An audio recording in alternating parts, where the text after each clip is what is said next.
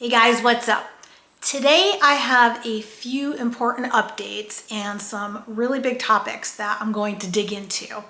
I want to share what's new with me and my journey, and then we're going to talk about some surprising news that comes from some world-class athletes and GLP usage. And then I want to talk about the powerful new Netflix series that really hit me really hard. Some exciting new research for GLP-1 medications and that we may be heading into. So let's get into it. First, on a personal update before we dig in, I've been maintaining a 50-pound weight loss now for over 2 years on Zepbound 12.5 milligrams, and that's been weekly. Thanks to the CVS Caremark coverage switch, I am now on Wegovy 2.4 milligrams. This is week 2 that I'm on the Wegovy. So far, I feel pretty good. Don't really feel too much of a difference, neither here nor there, in terms of side effects. I don't really have any. The Zepbound is still in me. I know that because it does last for about 25 days until it's completely out of your system. So I know I still have that going on. I am a little bit nervous, I will admit, going from 12.5 milligrams of Zepbound to the 2.4 of Wegovy in terms of, is it going to be as effective? Is the food noise going to come back? Or maybe is it going to be suppressed even more? I don't know. I do still have some stock in my fridge of Zepbound, so I decided to do the Wegovy right now because I am covered, see how that goes, and if for some reason it's not going well, then I still have the Zepbound that I can go back to and then figure out what I'm gonna do from there. But I'll keep you updated in terms of how it's going because I know some of you also have to make the switch, whether it's due to coverage, insurance, cost. I know a lot of folks in the UK are having to switch also in terms of their medications. So I'll definitely keep you posted on the positives, the negatives. The other thing is I also started taking creatine monohydrate as of about 5 weeks ago. So I'm only a little over a month into taking that. No super dramatic changes so far with that. But I'm going to do a dedicated episode strictly on creatine, the pros, the cons, what the effects are, what I have felt on them, why you shouldn't take it and all of that, the benefits, the myths behind there, and all of the results. So that'll be coming up soon. I just want to give it a little more time so I can give you some more results on that. So let me know in the comments if you are taking creatine and what the effects are for you, as well as have you switched medications because of insurance? Were you on one and had to switch to the other? Do you find any differences in there in your first month? Pros or cons? How are you liking it, not liking it? Let us know.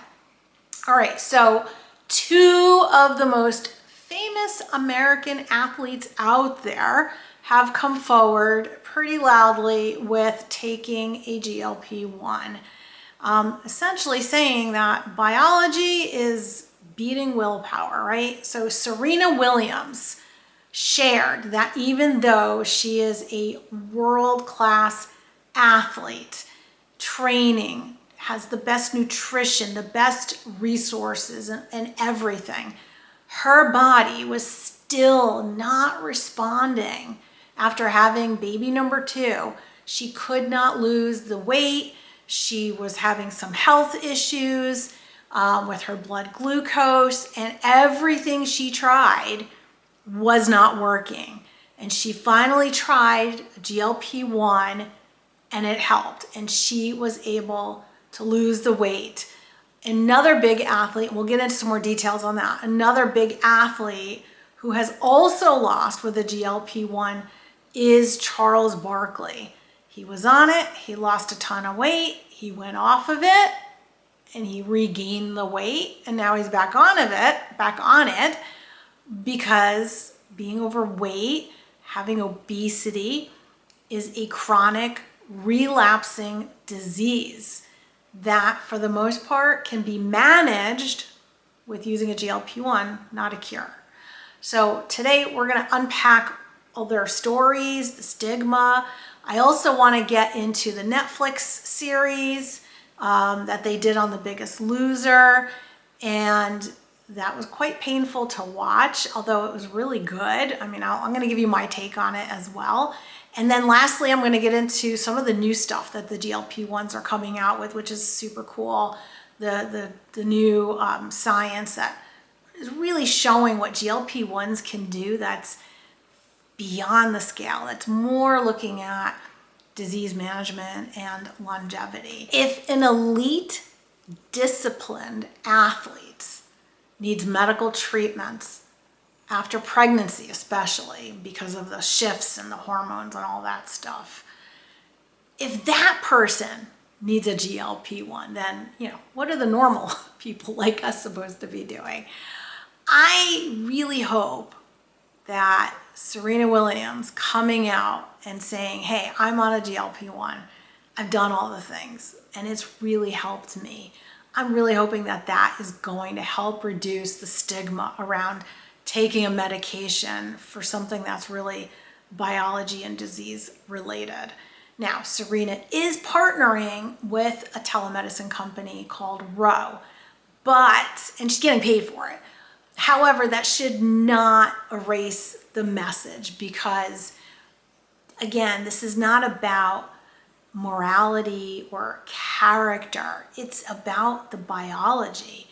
And with all of the insulin signaling and hormonal shifts that come after pregnancy, where before pregnancy was like, oh, I can do the thing and it's easier. And then something happens sometimes. And, after the pregnancy and then all of that and getting into perimenopause and menopause, I'm hoping that this really is a game changer for folks, that they will stop stigmatizing people for taking a GLP-1. And that's within our own community as well. And I've seen it.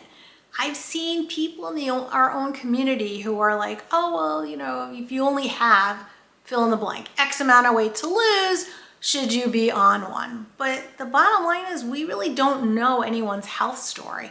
I mean, I've even gotten it. People have looked at my before pictures and have said, oh, I don't even know how you got prescribed this and you shouldn't have, and you looked healthy before. Well, thank you. I appreciate that I looked healthy, but the fact is I wasn't. And I did get a prescription and insurance covered it and I met those parameters. And, again, you just don't know. Somebody's 10 pounds overweight can make them unhealthy. They could have insulin resistance. They could have the inflammation. You just don't know what's going on. So just because somebody only has a certain amount of weight to lose doesn't mean that they are not eligible or could benefit from getting on a GLP-1 to help fix the metabolic dysfunction that's going on in their bodies.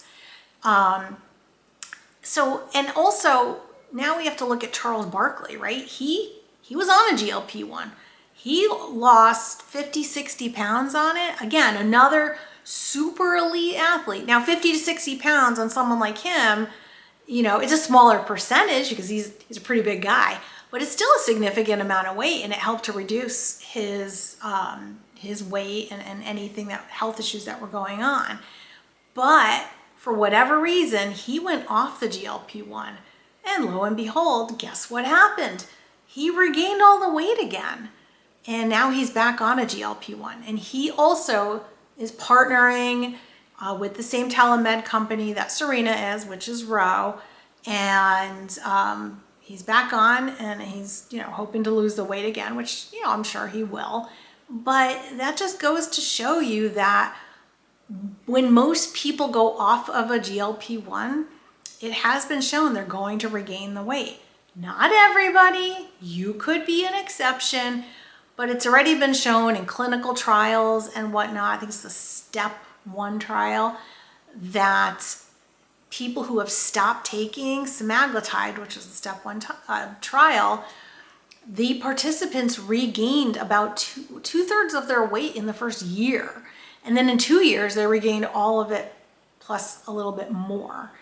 Now, if you're in that 10%, 5-10% that is able to go off of it, and I do have a video on if you are someone that will be on this basically forever, or if you're someone that could potentially go off of it, and you can identify if you fall into those categories. I'll link the video below as well on that one, because you might be one of those folks that can go off. But the vast majority, if you're on a GLP-1, more than likely, in order to maintain the weight loss, maintain all the health outcomes, we're gonna have to stay on it. I am one of those people. I do intend to stay on this indefinitely, or another iteration of it that comes out. And I'm okay with that, because if it means avoiding weight gain and everything that goes along with it that I've been fighting for decades, mentally, emotionally, physically, and avoiding potential diseases down the road, sign me up, I'm in, no problem. In terms of, both Serena and Charles being these like amazing supreme athletes, I relate to that. I was a competitive gymnast growing up. I competed until I was 18. And then I fought with my body, and I fought with my weight after that. And then I competed again as a gymnast between the ages of 36 and 42. And it was amazing. I had a great time. Again, though, I was still like kind of fighting my body, or my body was fighting me. I don't know. And when you're an athlete, there's a certain amount of shame that comes with your body gaining weight, because you feel like you of all people shouldn't be gaining weight and getting out of shape, because your body is your tool. It is it's your identity almost. It's what you do, especially whatever sport you're in, but especially gymnastics and ice skating, dance. There's plenty of sports out there, but you use your body and it's out there, and you're supposed to be slimmer and muscular and strong. And then when your body just starts gaining weight, you're like, what is going on? I'm doing all the things and my body's not listening. And it's really hard. It's hard in a different way, I think, but there's still a lot of shame and stigma that comes from that. I personally was like, I'm doing everything, but it's just not working. So to then go on to a GLP-1 was not an easy decision. And I know Serena said that too. Initially, she was like, I'm not gonna do that. But after she did all the things, she finally said, hey, if I need a tool to help me, then I'm gonna use it. So I really applaud her for coming out and giving out and sharing her health journey and the message. She didn't have to, and she's doing that. So I think that it's a great thing that's just gonna help everybody out.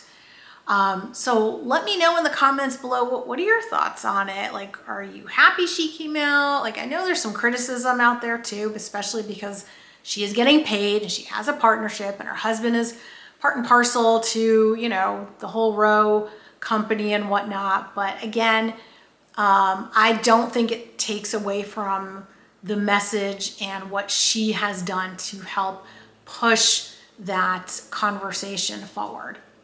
Now I want to get into the Netflix series. There's a new Netflix series out on The Biggest Loser. I think it's called Fit for Life. And I watched it. It's 3 episodes. It's super quick. Now just to give you background, in case you've never watched The Biggest Loser and you've been under a rock somewhere, The Biggest Loser was a contest. It lasted 17 years. And it was basically a competition to see who could lose the most weight. And at the end, and people would get kicked off the show, but at the end, they had the finalists come in, and whoever lost the biggest percentage of weight, they won $250,000. So not only did they win like a pretty decent amount of money, but they also had this opportunity to go train with these trainers and get, told what to eat and get trained all the time and be in an environment which is kind of a bubble away from their families and whatnot. Had its pros and cons. I watched every episode, every season of The Biggest Loser, and every single episode. I was hooked. I loved watching that show. I didn't realize at the time, I think it came out in the early 2000s. I didn't know at the time how devastating this was to the participants mentally and emotionally, to most of them. It's only come out, in more recent years, and you can, if you watch the series, the documentary, it's really evident how cruelly they were treated and the outcome of what actually happened. And it also was inspiring. So when you're watching, you're really watching these people who are just desperate to change their lives. And that resonated with me. I remember watching this and feeling like, they called it the farm, where they would go and stay there and, participate in all these group activities and working out and whatever. They called it the farm. And I wished I could go to the farm. I wanted to be there. I was never to that point where they only took people that were very, very, very obese, because they really wanted this dramatic weight change. And they only took people kind of that were miserable. They wouldn't take somebody that's I want to lose a lot of weight, but I'm a pretty happy person. They wanted the drama. They wanted somebody that was just on the verge of my life is horrible and this is the one thing that's going to completely change my life. So they were looking for the drama and the stories and all of that. But I just remember watching it and thinking, man, I wish I could go on that show. And then at the end, when you watch these people walk out on stage and they're so slim, they're so lean, and I'm like, I wish I could be that lean. I just remember watching these episodes all the time. Now, fast forward to watching this docuseries, and I literally had tears in my eyes every single episode. Why? Because almost every single one of the participants over all of the seasons regained the weight, and many regained more than they started with.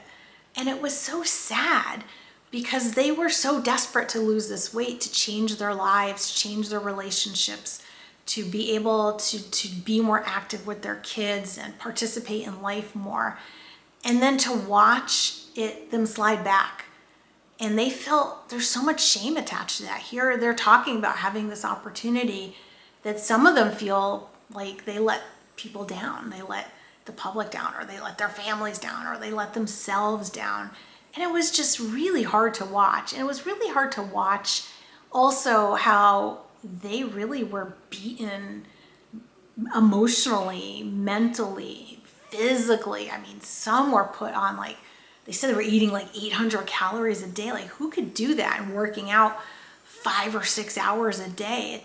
That's insane. That seems cruel.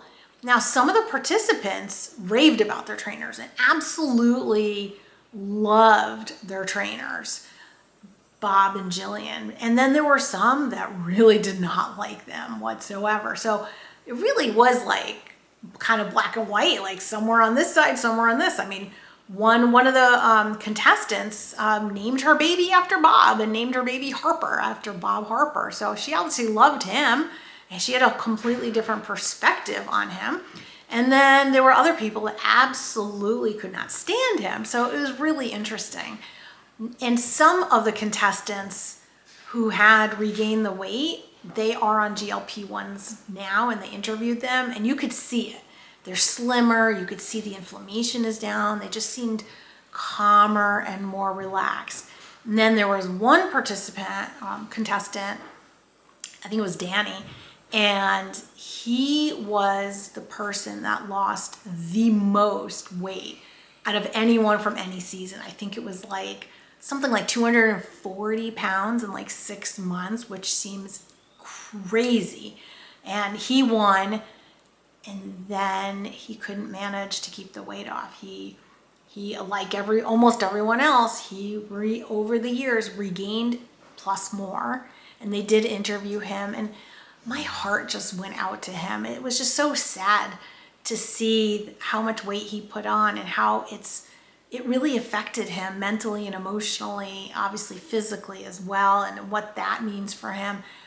But he is still a big Jillian fan, and she is not a GLP-1 fan, and he's not either. And he thinks he's still going to be able to figure it out on his own and does not want to use a GLP-1. And I just want to like go to him and be like, use a GLP-1. It's going to save you. It's going to save you. Once you go on it, you're going to realize what you're missing. The food noise will come down. You'll be able to do all the things and make it a little bit easier. It's going to level out the playing field, and you're going to save your life, because right now his life it doesn't look good when you're that far gone, when you're that obese. Your health issues, it's just going to be a matter of time before that starts to tumble into everything else. And it was so sad. I mean, I literally was like crying through all of those episodes, thinking back on when I used to watch it and how I love watching it, and then watching them now, and I'm like, wow, it just didn't work for them. Now, the other thing I wanted to point out was there's been a study done on 14 or so of these folks, and called the Biggest Loser study. And that Biggest Loser study essentially said that going on the Biggest Loser ruined their metabolism. How? Well, in order for them now to maintain even the weight that they rebounded to, so let's say their original weight was like 250 pounds, for them to maintain that weight, they now have to eat like 500 less calories than originally, which basically means they're starving. They are just starving during the day in order to maintain that, which means they're just going to gain weight. So that's what the study said. Now, there were contestants who said they do not think it ruined their metabolism. They think their metabolism was ruined coming into the show already from all the things that they were doing, all of the high sugar things and processed foods and junk foods and just overeating in general. So they think, that's what they said. Our metabolisms were kind of ruined going into it. So did the Biggest Loser actually ruin their metabolism and permanently made it lower so that there's no reversing it? They're not quite sure. And a study of 14 people, it's not the biggest study. We do know that if you are in a continued calorie deficit for a very long time, then there is something called metabolic adaptation. And that does happen. I mean, it happened to me. It probably happens to almost everybody to some degree. And that's why we kind of have to reverse diet out, right? Like you are in a calorie deficit. Even with the GLP-1, you lose the weight, you get to your goal weight, but now you got to reverse out. I mean, you slowly increase your calories so that you can eat at something that's a little more sustainable without gaining weight, and your metabolism will then slowly go back up again. But these folks, they're saying their metabolism just won't go back up again. So, whether that's true or not, I don't know. It's a small study, maybe. What they did was super, super drastic, and hopefully, nobody's doing that here and eating, sub 1,000 calories on a continual basis, especially without a doctor. That's just not going to be healthy overall. And what we do know in terms of what really works out in the real world, what actually helps to keep the weight off afterwards, and what maybe could have helped some of the Biggest Loser contestants to keep the weight off. Now, obviously, a lot of them did keep up the strength training and the cardio and whatnot, but they were working out like an exorbitant amount of time. I mean, 5-6 hours a day. I mean, that was their whole focus, was that and eating so little food. And yeah, their hunger hormones are gonna rebound at that point. So what actually really works in the real world is a sustainable deficit, but not for an extended period of time. And you may have to go in and out of that to help your metabolism and your hunger hormones. Progressive strength training program to keep your muscle, daily walking, stack that up there. That's just a big win. And will keep your appetite at a normal level And also it keeps your stress levels, I think manageable as well. And enough sleep, like that's so important. Getting enough sleep on a consistent basis will help to support your insulin sensitivity and will help to keep your hunger hormones at a, normal signal level. The GLP-1 helps to restore the appetite and satiety signaling and helps to keep all of your habits and help you to stick to all of those habits. And actual maintainers, what do? There's been a study out there for many years right now. It's the National Registry, and they've studied over 10,000 people that have lost a significant amount of weight and they've kept it off. And how do they do it? And what do they do? Because I think we could really learn from them. So not only do we probably need to stick to our GLP-1 to whatever degree, whatever titration schedule, need to stick to that on a consistent basis. But it shows that these folks, they move for an hour a day, every day. They do some activity. They do some strength training. They do some walking. They get their steps in 60 minutes minimum every single day. They sleep. They weigh themselves on a consistent basis, and they still track their foods. They make sure that they are doing what they're supposed to be doing in terms of maintaining their calories and hitting their protein. So knowing what good maintainers do can only help us when we get to that maintenance phase, which really is the longest phase of this entire journey, and it will become the most important.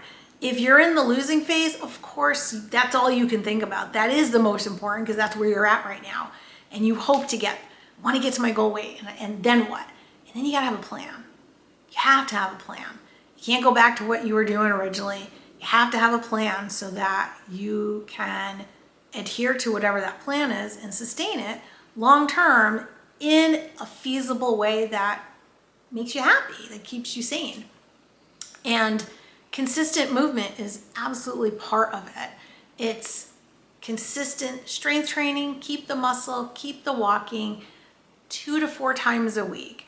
More the merrier, right? A minimum of 2 days a week in terms of strength training. That really should be the minimum. I think 3 is probably optimal. And if you want to do more, hey, do more. 5, 6 days, I think that's totally fine. There should be movement every single day though. You should never just be, unless you're sick, sitting down and doing nothing for 24 hours. Like that's just it's not healthy for your body. And the more you move, the more energy you're going to have. I know if I don't work out or I don't do anything, I actually feel more tired. So I really make sure I'm moving more. And one of the things that I found that I do more than I've ever done before in my life, I find that I fidget more. And they have said that those neat calories, right, the non-exercise activity thermogenesis calories are the ones that burn the most. That's your fidgeting calories. That's the pacing. That's like hand movements. And when your calories go down really low and you have that adaptation, your body slows down. Your speaking will slow down. Your brain will slow down. You're not going to be fidgeting. You could be not burning, 300 or 400 calories just from that fidgeting alone. You could be decreasing your calories. So when you keep your calories at a good amount to give you the energy and you do more, you're just going to be fidgeting a lot more and you're going to burn a lot more. So just keep that in mind as well. And again, if you want to take a look at the National Weight Control Registry, that really will tell you what folks are doing to keep their weight off. And also from a calorie perspective, they have said that those folks, the women are consuming on average about 1,500 calories, and the men are somewhere in the 1,600 to 1,800 calories, and that's their maintenance. Again, some are higher, some are lower. It's all going to depend on your height, your weight. The smaller you are, unfortunately, us shorties just don't have as much flexibility as some of our taller counterparts. How much activity you're getting, all of that will take into how many calories you should be taking in for maintenance. But did you know that the average American is consuming over 3,000 calories a day? I think it's like 3,400. That's crazy. No wonder we're overweight, overfed. And it's a lot of those foods that you just can't help. You know, you have one and it's like, okay, I had one, I want 10 more.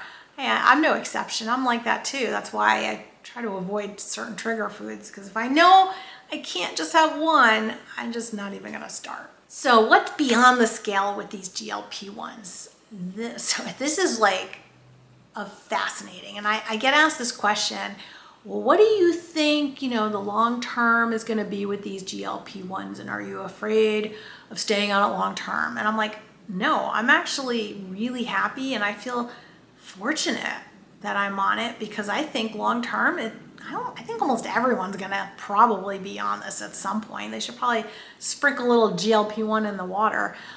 Again, these aren't cures, but they do help to manage. And there are so many promising things out there in terms of not just for people to manage their weight and get the weight off and manage diabetes better, but it's already being shown to reduce major cardiovascular events and offer kidney protection and offer protection against liver disease. People that have type 2 diabetes and chronic kidney disease, it has reduced those outcomes from death and cardiovascular causes. They are now looking into brain enhancements, so mitigating or reducing dementia, Alzheimer's. They're looking into addiction disorders and people. They're doing studies right now on alcohol use disorder and using it just for that, as well as other types of addictions. So I think it's really encouraging to be able to mitigate cancer risk is huge. Like, who's not afraid of that? I mean, I think everybody. So if we could lower our risk of getting all these different types of cancers and really improving our health outcomes and being able to not just live longer, but live a healthier, more vibrant life. That is what we want. I want to be the grandma that's like muscular and strong and fit. And I want my future grandkids to be like, look at me and think, wow, grandma she moves, and she really, cool and healthy and doesn't move like other grandmas do. I mean, that's what I'm looking at. And I want to stay as healthy as I possibly can, because that's part of what my why is. I don't ever want to be a burden on anyone. I want to be independent for my whole life if possible. And I think that this is part of it. I really do. So leave a comment below. What benefits are you seeing right now? Why are you on a GLP-1? How's it working for you? Do you feel like this is going to be a long-term medication for you? Are you looking to just get off of the GLP-1 at some point? Would you consider going back on a GLP-1 if you went off and started to regain the weight? Is that something that you would consider? So to sum up, I am so happy that Serena Williams has come forward as an elite athlete to say, hey, I have willpower, I have discipline, I eat well, I exercise, I do all the things, and I still needed help, because it's a biology thing. It's not willpower. It's not about discipline. I got that in spades. I need help. And if I need help, then there are many, many other people out there. Don't be afraid to come forward and say you need help with something like this. And it is going to help move the conversation forward. So stay tuned for my future videos on the creatine that I'm taking, and we'll see what happens with Wegovy and how that's working in me. And if you're also having to make the switch, how are you doing on that? Tell me about your experience below. Where are you in your journey? Are you in weight loss mode? Are you in maintenance mode? And don't forget, if this video, if you like this video, share it with somebody, give it a thumbs up. It helps the algorithm. Like, subscribe, and hit the bell button so you always know when the next video is coming. I'll see you in the next one. Stay strong.